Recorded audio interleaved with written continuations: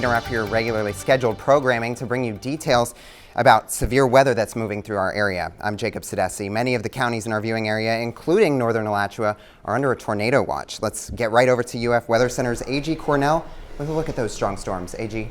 Yes, so we're looking at tornado watches in the following areas until 3 p.m. It's stretching down from Tampa all the way up onto Jacksonville and St. Augustine. We take a look at the storms going on right now, looking at areas of concern east of Ocala and south down by Tampa. Taking a closer look here at Jacksonville, we've got a lot of storms coming through. None of them are under tornado watches or tornado warnings, but you will get a lot of rain dumped on you over the next couple hours.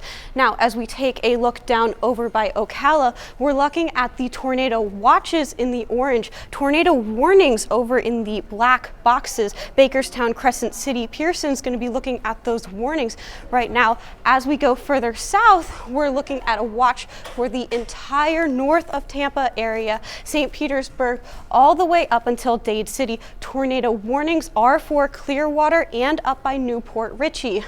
Now, we take a look at the severe risk. We are under a scattered risk here in north central Florida. That yellow area is going to be the scattered risk of severe weather. Our primary concerns are going to be damaging winds, small hail, and isolated tornadoes across the area.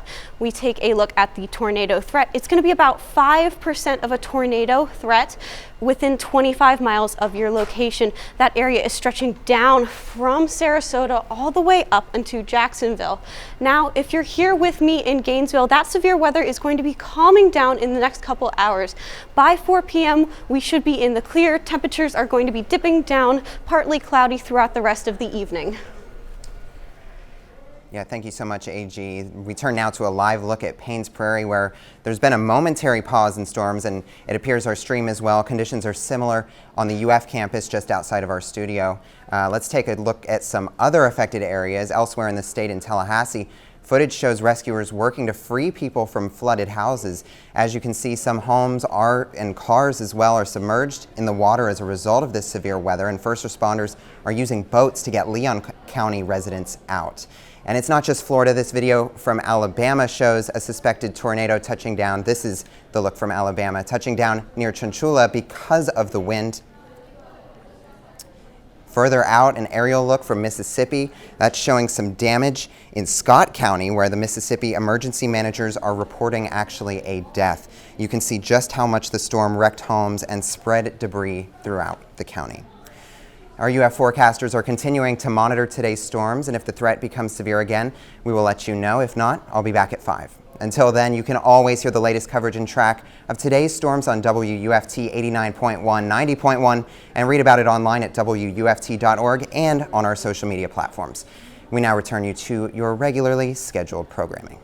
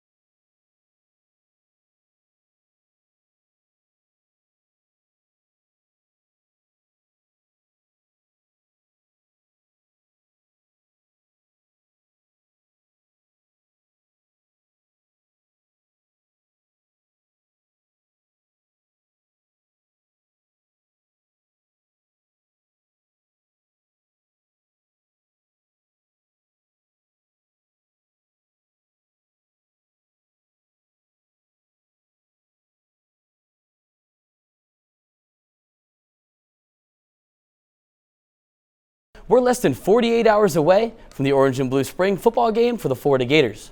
This year's team welcomes many new faces, both players and coaches. One of them being assistant defensive backs coach Will Harris, who came over from the LA Chargers in the NFL, and he likes what he sees in the secondary thus far. A lot of talent, and I think that's the biggest thing. I was telling Coach Napier, I was like, man, this might be one of the talented groups I've had, just as far as height, length, speed, and that's what Napier always says, which is true. And I feel, the guys that we have with the experience, if you just look at it, Jay Marshall has 1,910 snaps. That's a lot of snaps. Admission is free for fans to pack Ben Hill Griffin Stadium on Saturday for a hot 1 o'clock start, with the Gator Walk on the north end of the stadium right before that at 10:20. Sticking with Gator sports, number 9 Gator softball suffered a rare midweek loss at home to USF, snapping a 26-game win streak against the Bulls. Starting pitcher Ava Brown got Florida out of a jam early, shutting down South Florida for the first 4 innings. The Gators struck first with Katie Kistler, who went 2 for 3 on the night. Kistler smoked a ball down the right field line in the 4th for 2 runs, and the Gators went up 3-0. The Bulls gave Ava Brown the horns in the 5th, however, rallying off 6 runs in the inning to take a 3-run lead. USF held the lead and kept off a late rally from the Gators to complete the upset 7-4. USF moves to 28-15 on the season, and Florida falls to 34-7, as they shift their sights on a 3-game series at number 14 Missouri this Friday through Sunday. Gators baseball looks to bounce back from a midweek loss as well after an embarrassing run rule defeat to number 10 Florida State 19-4 on Tuesday. After giving up a whopping 5 homers to the Seminoles, the Gators were swept by FSU for the first time since 2000. The number 24 Florida is sliding down the rankings, riding a 4-game losing streak, sitting at 17-15 on the season, falling to 6-6 in the SEC after a 6-3 start. The road only gets harder for the Gators the rest of the way, as they'll face teams in the top 25 in the next 5 weeks, starting with 23-10 South Carolina Gamecocks at home on Friday at 6:30. A must-win series for the Orange and Blue. One final note, the Tampa Bay Lightning host the Ottawa Senators tonight in Amalie Arena at 7 p.m. Jesse, I have to say that was an excellent vocal performance. And it's funny you mentioned the Amalie Arena because I actually saw a vocal performance of my own there last week. You may have noticed I was gone if you're a regular watcher. I went to go see Madonna there, one of my all-time favorite artists. It was incredible. It was life-changing. I've never missed a show before, and it was worth it. But, the Amalie Arena is the home of the Lightning. We didn't see too much lightning today. Is it going to be clear? Are we going to get some relief? I saw a little bit of lightning this morning, but as we go into the rest of the week, we are for a very clear and a very tranquil week. We're going to be sunny throughout this week, hitting the 80s on Sunday and going up to the 90s next Thursday. Well, thanks for joining us. We're back here tomorrow for another edition of First at 5. But your North Central Florida news is always on at WUFT.org and on all our social media platforms. You can also tune in on WUFT 89.1, 90.1 NPR News and Talk. Good night.